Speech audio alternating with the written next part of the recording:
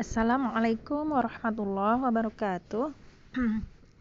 Ya, ini ada pertanyaan ya dari WA tentang bagaimana prosedur ruqyah online yang ada di tempat saya, gitu kan. Lalu saya jawab ya, di sini pertanyaannya apakah ada biayanya dan bagaimana kalau terjadi reaksi, gitu kan. Lalu jawabannya adalah yang mengenai biaya ya. Untuk biaya itu seikhlasnya ya. Lalu kalau misalnya bingung seikhlasnya itu berapa ya, secara umum aja ya, orang-orang biasa standarnya berapa di masyarakat gitu. Karena memang kadang kalau seikhlasnya kadang bingung ya berapa gitu. Ya, lalu pertanyaan kedua, bagaimana kalau terjadi reaksi ya. Ya, jawaban saya adalah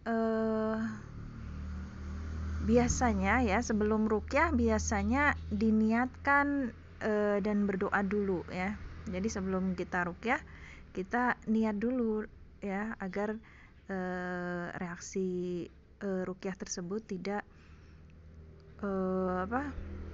reaksinya tidak mengakibatkan kesurupan. Itu kan yang agak ribet ya kalau reaksinya kesurupan gitu. Nah, kita minta sama Allah, ya Allah, saya niat ruqyah ini agar prosesnya berjalan dengan mudah, agar jin yang ada di tubuh saya dan penyakit-penyakit yang ada di tubuh saya itu keluar dengan sangat mudah, tanpa kesurupan gitu ya. Kabulkanlah doa hamba ya Allah, innaka antal mujib ya, misalnya seperti itu ya doanya dan niatnya. Lalu setelah itu baru mulai kita proses meruqyah ya. Jadi dipandu oleh saya ya. Misalnya saya perintahkan, yang pertama berarti kita saya jelasin dulu ya, yaitu yang pertama kita harus tazkiyatun nafas dulu gitu kan. Proses pensucian jiwa, taubat dari semua dosa dulu gitu. Lalu dijelaskan apa dosa-dosa yang pernah dilakukan dan harus taubat nasuha pada waktu itu juga ya, semuanya ya, namanya nasuha itu semuanya ya. Lalu juga misalnya berkaitan dengan orang lain harus minta maaf dulu ya, agar proses ruqyahnya sukses ya. Jadi minta maaf dulu kepada orang yang pernah kita zalimi gitu. Lalu di sini biasanya diniatkan dan berdoa dulu agar proses ringan ya. Lalu yang pengalaman saya yang sudah ya, saya pernah ruqyah online teman-teman di Singapura dan di Hong Kong. Ya, beliau hanya reaksi ringan ya. Hanya keluar keringat dingin, terus hanya sendawa. Jadi jinnya itu keluarnya mudah. Ya, tidak membuat kita susah gitu. Seperti kesurupan kan lumayan bikin ribet ya. Jadi kalau hanya keringat dingin, sendawa, atau ingin kencing, ingin BAB, itu reaksinya ringan ya, atau reaksinya mudah gitu. Jadi jangan khawatir ya, jangan takut. Memang biasa ada ketakutan di dalam diri kita kalau ruqyah pasti identik dengan kesurupan gitu kan ya, tapi sebenarnya tidak semua ya. Kalau kita niatkan, peruqyahnya meniatkan, lalu yang diruqyah juga meniatkan agar tidak kesurupan, insya Allah ya, kalau kita berdoa pada Allah, insya Allah niat tersebut sesuai apa yang kita niatkan gitu ya. Jadi berdasarkan pengalaman saya itu tidak kesurupan gitu ya. Jadi reaksi dingin itu seperti keluar keringat dingin tadi ya, BAB, atau reaksi kayak kesemutan yang keluar dari ujung-ujung jari atau dari ujung kaki kita atau dari ujung punggung, ujung kepala gitu ya. Itu reaksinya ringan. Ya, seperti itu mungkin ya. Nanti kalau ada pertanyaan lagi, nanti saya jelaskan lagi dan saya jawab lagi.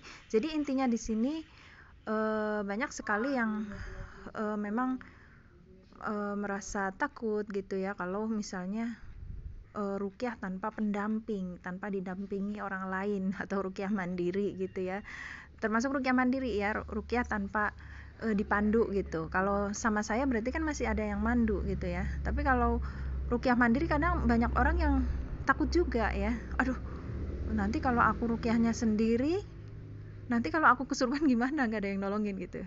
Jadi itu ya tipsnya. Ya jadi sebelum meruqyah diniatkan dulu agar tidak kesurupan. Insya Allah nggak ya, insya Allah nggak kesurupan kalau kita sudah meniatkan. Ya jadi jangan takut dan jangan khawatir mau ruqyah mandiri, mau ruqyah online, video call WA ya, hanya dipandu gitu kan. Nanti saya baca ya. Jadi prosesnya itu setelah tadi taubat nasuha pertama ya, dipandu taubat nasuha, pensucian jiwa, hubud dunia atau cinta dunianya itu dihilangkan, yaitu namanya pensucian hati kita dulu, agar kita fokus kepada Allah saja, karena manusia itu diciptakan untuk ibadah. Nah, jadi prosesnya pertama adalah tazkiyatun nafas. Ya, ini secara singkatnya seperti itu. Lalu yang kedua adalah proses ruqyah itu sendiri ya. Jadi bisa dengan air putih yang simple atau tanpa air putih pun bisa kita tiup-tiupkan ke tangan lalu ke badan kita gitu ya.